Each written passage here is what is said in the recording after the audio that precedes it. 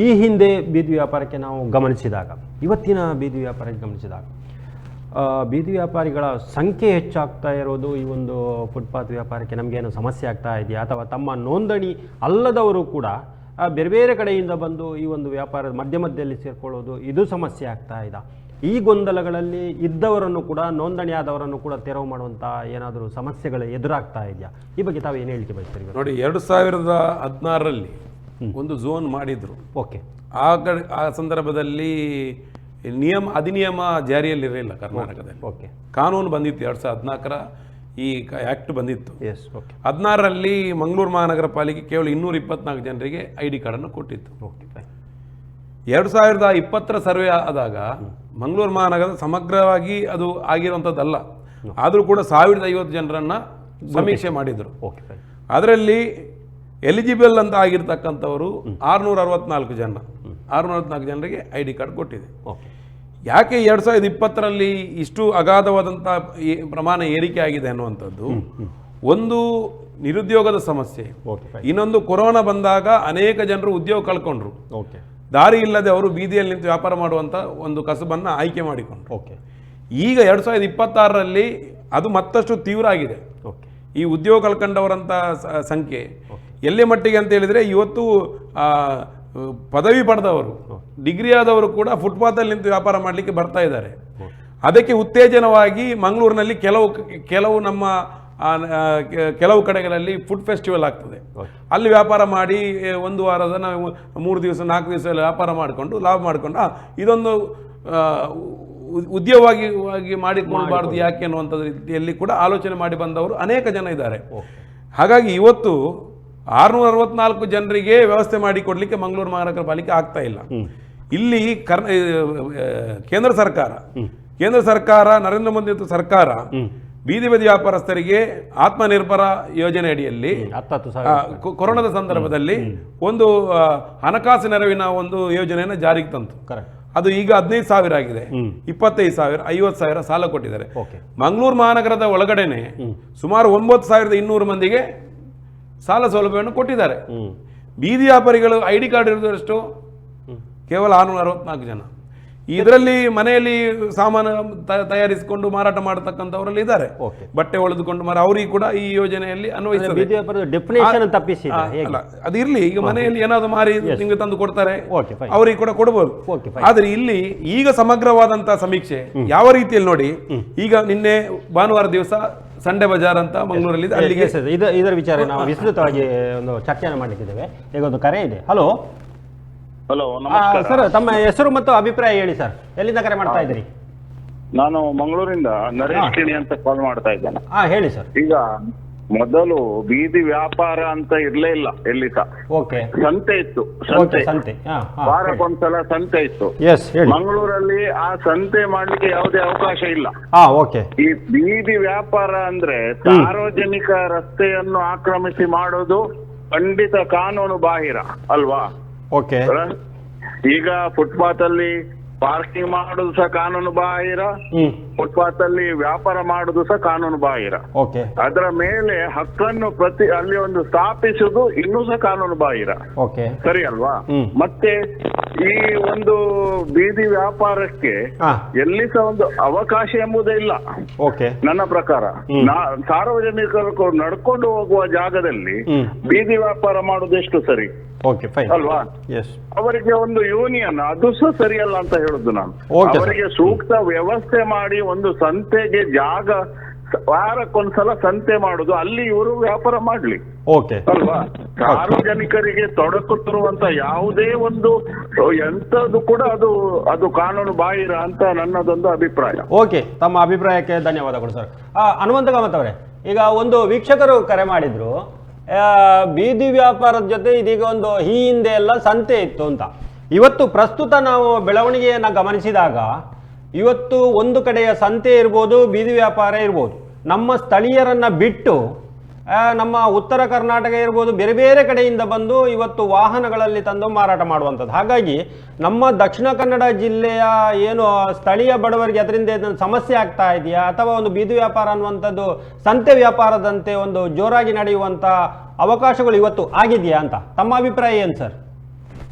ನೋಡಿ, ಒಂದು ಬೀದಿ ಬದಿ ವ್ಯಾಪಾರಿ ಕಾನೂನಿನಲ್ಲಿ ಏನಿದೆ ಹೇಳಿದ್ರೆ, ಮಂಗಳೂರು ಮಹಾನಗರ ಪಾಲಿಕೆ ವ್ಯಾಪ್ತಿಯಲ್ಲಿ ವಾಸಿಸುವವರು ಓಕೆ ಬೀದಿ ಬದಿ ವ್ಯಾಪಾರ ಮಾಡಬೇಕು. ಓಕೆ ಅವರನ್ನು ಗುರುತಿಸಿ ಅವರಿಗೆ ಕಾರ್ಡ್ ಕೊಡಬೇಕು ಹೇಳುವಂತ. ಓಕೆ ನಂತರ ಏನು ಹೊರಗಿನವರಿದ್ದಾರೆ ಓಕೆ ಅವರಿಗೆ ಕೊಡ್ಲಿಕ್ಕೆ ಆಗುದಿಲ್ಲ. ಸರಿ. ಒಂದು ಎರಡನೇದು ಎಂತ ಹೇಳಿದ್ರೆ, ಹ್ಮ್ ಇಲ್ಲಿ ಮಹಾನಗರ ಪಾಲಿಕೆಯವರು ಗುರುತಿಸುವಾಗ ಹ್ಮ್ ಕೆಲವು ಇನ್ಫ್ಲುಯೆನ್ಸ್ನಿಂದ ಹ್ಮ್ ಆವಾಗ ಇದ್ದ ಕಾರ್ಪೊರೇಟರ್ಗಳು ಮೇಯರ್ಗಳ ಇನ್ಫ್ಲುಯೆನ್ಸ್ ಕೆಲವರ ಹೆಸರು ಸೇರಿಕೊಂಡಿತ್ತು. ಓಕೆ ಆಯ್ತಾ? ಇನ್ನೊಂದಂತ ಹೇಳಿದ್ರೆ, ಯಾರಿಗೆ ಕಾರ್ಡ್ ಸಿಕ್ಕಿದೆ ಓಕೆ ಅದರಲ್ಲಿ ಕೆಲವರು ಈಗ ವ್ಯಾಪಾರ ಮಾಡ್ತಾ ಇಲ್ಲ. ಓಕೆ ಅವರು ಇದನ್ನು ಇನ್ನೊಬ್ಬ ಬಿಹಾರದವನಿಗೆ ಓಕೆ ಬಂಗಾಳದವನಿಗೆ ಕೊಟ್ಟು ಹ್ಮ್. ಅವನ ಹತ್ರ ದಿವಸಕ್ಕೆ ಹ್ಮ್. 800ರಿಂದ 1,000 ರೂಪಾಯಿ ತಗೊಳ್ತಾರೆ ಎನ್ನುವಂಥದ್ದು ಕೂಡ ನಮ್ಮ ಗಮನಕ್ಕೆ ಬಂದಿದೆ. ಓಕೆ ಇಲ್ಲಿ ಮುಖ್ಯವಾಗಿ ಹ್ಮ್ ನಾವು ನಮ್ಮ ಬಸ್ ಸ್ಟ್ಯಾಂಡಿಗೆ ಹೋದ್ರೆ ಅಲ್ಲಿ ಕಾಸು ಇಲ್ಲದವರೇ ಹೆಚ್ಚು ಇರುವುದು. ಹ್ಮ್ ಆ ಸೈಡಿನಲ್ಲಿ ಲೈಸೆನ್ಸ್ ಕೊಟ್ಟ ಅಂಗಡಿಗಳು ಓಕೆ ಬಿಟ್ರೆ ಒಳಗೆ ಎಲ್ಲ ನೋಡಿ, ಇವರಿಗೆ ವ್ಯವಸ್ಥೆ ಇಲ್ಲದೆ ಇದ್ರೂ ಕೂಡ ಏನು ಈಗ ವ್ಯವಸ್ಥೆ ಮಾಡುವ ತನಕ ಓಕೆ ಜನರಿಗೆ ತೊಂದರೆಯಾಗುವಂಥದ್ದನ್ನು ತೆರವುಗೊಳಿಸುವಾಗ ಓಕೆ ಅದಕ್ಕೆ ಬೀದಿ ಬದಿ ವ್ಯಾಪಾರಿ ಸಂಘದ ನಮ್ಮ ಇಮ್ತಿಯಾಜ್ ಆಗಲಿ, ಹ್ಮ್ ಇಲ್ಲ ಸುನೀಲ್ ಬಜಾನ್ ಆಗಲಿ, ಹ್ಮ್ ಇಲ್ಲ ಇನ್ನೊಂದು ಸಂಘಟನೆಯ ಮುಸ್ತಫಾ Okay. ಶೇಖರ, Yes. ಇವರೆಲ್ಲ ಸಹಕರಿಸಬೇಕು. ಓಕೆ ಅದು ಬಿಟ್ಟು ಇಲ್ಲಿಯೇ ಕೂತ್ಕೊಳ್ಳಿಸ್ತೇವೆ ಹೇಳುವುದಲ್ಲ. ನೀವು ನೋಡಿ, ಇಡೀ ಫುಟ್ಪಾತ್ ಅನ್ನು ಆಕ್ರಮಿಸಿ ಇವರು ಕೂತ್ಕೊಂಡ್ರೆ ಓಕೆ ಪಾಠಚಾರಿಗಳು ಎಲ್ಲಿ ಹೋಗ್ಬೇಕು? ಓಕೆ ಕಾಮತ್ ಅವರೇ, ಇದರ ಬಗ್ಗೆ ಓಕೆ ಗೊತ್ತಾಯ್ತು. ನಾನು ಚರ್ಚೆ ಮತ್ತೆ ಮುಂದುವರಿಸ್ತೇನೆ. ಇಮ್ತಿಯಾಜ್ ಅವರೇ, ಈಗ ಗಂಭೀರ ಒಂದು ಪ್ರಶ್ನೆಯನ್ನು ಕಾಮತ್ ಅವರು ಹೇಳಿದರು. ಏನಂತಂದರೆ, ಭಾಳಷ್ಟು ವ್ಯಾಪಾರಿಗಳಿಗೆ ಅವಕಾಶ ಕೊಟ್ಟಿದೆ, ಹೌದು, ಅವರಿಗೆ ಕಾರ್ಡು ಕೊಟ್ಟಿದೆ, ಹೌದು, ಅದನ್ನು ದುಡ್ಡಿಗೋಸ್ಕರ ಬೇರೆಯವರಿಗೆ ಮಾಡ್ತಾ ಇದ್ದಾರೆ ಅನ್ನತಕ್ಕಂಥದ್ದು ಒಂದು ವಿಚಾರ ಅವರ ಗಮನಕ್ಕೆ ಬಂದಿದೆ ಅಂತಕ್ಕಂಥದ್ದು ಹೇಳಿದರು. ಇದನ್ನೆಲ್ಲ ನಾವು ನಮ್ಮ ಸಂಘಟನೆ ಯಾವ ರೀತಿ ನಿಯಂತ್ರಿಸ್ತದೆ? ನೋಡಿ, ನಾನೊಂದು ನಾನು ಕಂಪ್ಲೀಟ್ ಮಾಡ್ತೇನೆ. ಎಸ್ ಎಸ್ ಓಕೆ ಓಕೆ ನಾನು 64 ಮಂದಿಗೆ ID ಕಾರ್ಡನ್ನು ಸರ್ವೆ ಮಾಡಿ ಕೊಟ್ಟಿದ್ರು. ಓಕೆ ಈ ಸರ್ವೆ ಮಾಡುವ ವಿಧಾನವೇ ಸರಿ ಇರಲಿಲ್ಲ. ಯಾಕೆಂತ ಹೇಳಿದ್ರೆ ಬೀದಿ ವ್ಯಾಪಾರ, ಅವರು ಕೂಡ ಒಪ್ಪಿಕೊಂಡಿದ್ದಾರೆ. ಬೀದಿ ವ್ಯಾಪಾರ ಬೆಳಿಗ್ಗೆ 6 ಗಂಟೆಗೆ ಬಂದು ಚಾ ತಿಂಡಿ ಮಾರಿ 8 ಗಂಟೆ ಹೋಗುವಂತವ್ರು ಇದ್ದಾರೆ. ಅವರು ಸರ್ವೆಯಲ್ಲಿ ಸಿಗುವುದಿಲ್ಲ. ಕರೆಕ್ಟ್. ಇವರು 10 ಗಂಟೆ ಆರಂಭ ಮಾಡ್ತಾರೆ. ಓಕೆ. ಸಂಜೆ 6 ಗಂಟೆ ನಂತರ ಬಂದು 10 ಗಂಟೆ ತನಕ ಫುಡ್ ಆಹಾರವನ್ನು ಮಾರಾಟ ಮಾಡಿ ಹೋಗುವಂತವ್ರು ಇರ್ತಾರೆ. ಅವರು ಇವರಿಗೆ ಸರ್ವೆಗೆ ಸಿಕ್ಕಿಲ್ಲ. ಭಾನುವಾರ ದಿವಸ ಬಂದು ವ್ಯಾಪಾರ ಮಾಡ್ತಕ್ಕಂಥವ್ರು ಇದ್ದಾರೆ, ಅವರು ಸಿಕ್ಕಿಲ್ಲ. ಮತ್ತು ಈ ಫುಟ್ಪಾತ್ ವ್ಯಾಪಾರದಲ್ಲಿ 3 ವಿಧಾನ ಇದೆ. ಈ ಕಾನೂನು ಒಳಗಡೆ ಹೇಳುವಂಥದ್ದು. ಒಂದು ಕೂತು ವ್ಯಾಪಾರ, ಕೂರು ವ್ಯಾಪಾರ. ಇನ್ನೊಂದು ಕೂತ್ಕೊಂಡೇ ವ್ಯಾಪಾರ ಮಾಡ್ತಾರೆ.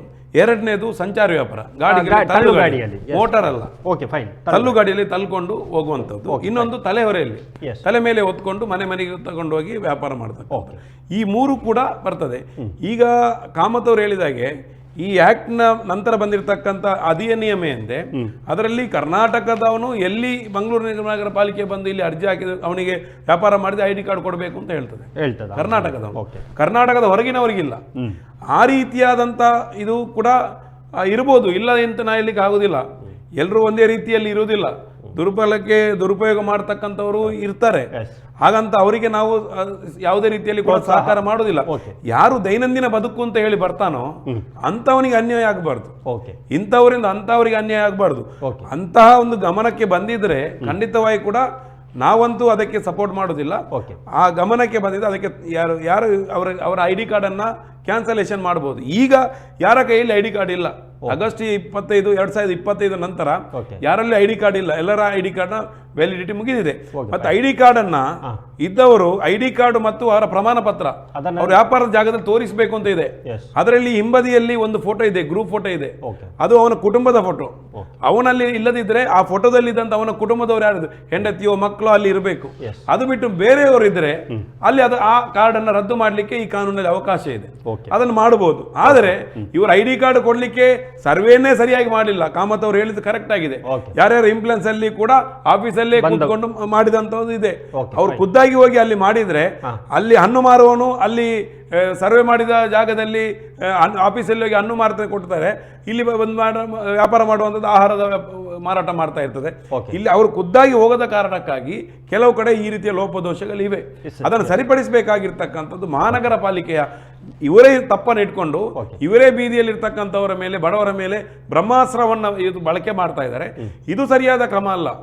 ಇವತ್ತು ನಿನ್ನೆ ನಗರ ಪಾಲಿಕೆ ಆಯುಕ್ತರು ಹೋಗಿ ರೈಡ್ ಮಾಡಿದ್ದಾರೆ. ಅವರಿಗೆ ಆ ಮುತುವರ್ಜಿ ಪಟ್ಟಣ ವ್ಯಾಪಾರ ಸಮಿತಿ ಈಗ ತಾತ್ಕಾಲಿಕ ಕಮಿಟಿ ಮಾಡಬೇಕಂತ ಹೇಳಿ ಅರ್ಜಿ ತಗೊಂಡು 5-6 ತಿಂಗಳಾಯ್ತು. ಅದನ್ನ ಮಾಡಬಹುದಿತ್ತು. ಅದನ್ನು ಮಾಡಿಕೊಂಡು ಟೌನ್ ವೆಂಡಿಂಗ್ ಕಮಿಟಿಯಲ್ಲಿ ಚರ್ಚೆ ಮಾಡಿ ತೀರ್ಮಾನ ಮಾಡಬೇಕಾದನ್ನ ಯಾವುದೋ ಮೀಟಿಂಗ್ ಅಲ್ಲಿ ಕೂತ್ಕೊಂಡು ಆದೇಶ ಹೊರಡಿಸ್ತಾರೆ ಅಂತ ಆದ್ರೆ ಅದು ಈ ಕಾನೂನಿನ ಸ್ಪಷ್ಟವಾದಂತ ಉಲ್ಲಂಘನೆ ಅಂತ ನಾನು ಹೇಳುದು. ಸರ್, ಇದೀಗ ಇದಕ್ಕೆ ನೋಡಿ, ಈಗ ನಮ್ಮ ಸೆಂಟ್ರಲ್ ಮಾರ್ಕೆಟ್ ರೆಡಿ ಆಗ್ತಾ ಇದೆ. ಅದರ 2 ಸುತ್ತು ಇಲ್ಲಿ ನಮ್ಮ ಮಾರ್ಕೆಟಿನ ಬದಿಯಲ್ಲಿ, ಅದರ ಎದುರುಗಡೆ ಪ್ರೈವೇಟ್ ಅಂಗಡಿಗಳು 2 ಬದಿ ಇದ್ದಾರೆ. ಅಲ್ಲಿ ಸುಮಾರು ಒಂದು 40 ಮಂದಿ ಇದ್ದಾರೆ. ಆ ನಂತರ ಮುಖ್ಯಮಂತ್ರಿ. ಅದರಲ್ಲಿ ನನಗೆ ಗೊತ್ತಿರುವ ಪ್ರಕಾರ ಕೇವಲ 60 ಮಂದಿ ಬೀದಿ ಬದಿ ವ್ಯಾಪಾರಿಗಳು ಗುರುತಿಸಿಕೊಂಡ ಆವಾಗ ಇಲ್ಲದವರು, ಈಗ ಎಲ್ಲ ಹೊಸದ್ರು. ಆವಾಗ ಈ ಮಾರ್ಕೆಟ್ ಈಗ ಇಂದು ನಾಳೆ ಓಪನ್ ಆಗುವಾಗ ಅವರು ತೆರವುಗೊಳಿಸುವಾಗ ಈ ಬೀದಿ ಬದಿ ವ್ಯಾಪಾರಿ ಸಂಘದವರು ಅವರಿಗೆ ಸಪೋರ್ಟ್ ಮಾಡಬಾರ್ದು. ಯಾಕೆ ಹೇಳಿದರೆ, ಯಾರು ಮಹಾನಗರ ಪಾಲಿಕೆ ಗುರುತಿಸಿದವರಿದ್ದಾರೆ, ಈಗ ಇವರು ಹೇಳಿದಾಗೆ ಕಮಿಟಿ ಇಲ್ಲದೆ ಇರುವುದರಿಂದ ಕಾರ್ಡ್ ರಿನ್ಯೂವಲ್ ಮಾಡಲಿಲ್ಲ, ಹೊಸದಾಗಿ ಕೊಡ್ಲಿಲ್ಲ.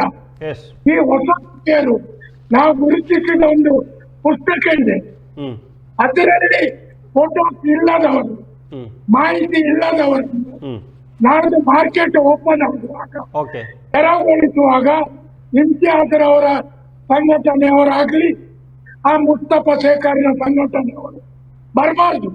ಯಾಕೆ ಅಂದ್ರೆ ನ್ಯಾಯ ಸಿಕ್ಕಬೇಕು. ಕಾಮತ್ ಅವರು, ಇದಕ್ಕೆ ಪೂರಕವಾಗಿ ಇನ್ನೊಂದು ತಾವು ಹೇಳಿದ್ರೆ ಬಹಳಷ್ಟು, ನಾನು ಆಗ್ಲೇ ಪ್ರಶ್ನೆ ಕೇಳಿದೆ, ಉತ್ತರ ಕರ್ನಾಟಕ ಬೇರೆ ಬೇರೆ ಕಡೆಯಿಂದ ಬರ್ತಾ ಇದ್ದಾರೆ. ಈಗ ಒಂದು ನಮ್ಮ ಈಗ ಉದಾಹರಣೆಗೆ ಮಂಗಳೂರಲ್ಲಿ ಗಮನಿಸೋದಾದ್ರೆ, ಮಂಗಳೂರಲ್ಲಿ ಬಹಳಷ್ಟು ಏನು ಬಡವರ್ಗದವರಿದ್ದಾರೆ, ಅವರಿಗೆ ಒಂದು ಅವಕಾಶ ಕೊಡುವಂತೆ ಕಾನೂನಲ್ಲಿ ತಿದ್ದುಪಡಿ ಮಾಡ್ಲಿಕ್ಕೆ ಆಗ್ತದಾ, ಅಥವಾ ಕರ್ನಾಟಕ ರಾಜ್ಯದಲ್ಲಿ ಒಂದೇ ರೀತಿಯ ಕಾನೂನು ಬರಬೇಕಾಗಿರೋದ್ರಿಂದ ನಾವು ಇಲ್ಲಿ ವ್ಯಾಪಾರ ಮಾಡ್ಬೋದು, ಅವರು ಇಲ್ಲಿ ಬರ್ಬೋದು, ಅಥವಾ ನಾವು ಉತ್ತರ ಕರ್ನಾಟಕಕ್ಕೆ ಹೋಗಿ ವ್ಯಾಪಾರ ಮಾಡ್ಬೋದು ಅಂತ ಯೋಜನೆಗಳೇ ಸರಿ ಅಂತ ತಮಗೆ ಅನಿಸ್ತದೆ? ಹೇಗೆ ಆದ್ಯತೆ ಮಾತ್ರ ನಮ್ಮ ದಕ್ಷಿಣ ಕನ್ನಡ ಜಿಲ್ಲೆಯವರಿಗೆ ಕೊಡಬೇಕು ಅಂತ ಇರ್ತದೆ? ಹೇಗೆ ತಮ್ಮ ಅಭಿಪ್ರಾಯ ಹೇಗೆ? ಲಕ್ಷ್ಮೀನಾರಾಯಣರವರೇ, ನನಗೆ ಗೊತ್ತಿದ್ದ ಪ್ರಕಾರ ಅನಂತರ ಈಗ ಚೇಂಜ್ ಆಗಿದೆ ಹೇಳಿ ಇನ್ಚಾರ್ಜ್ ಹೇಳ್ತಾರೆ.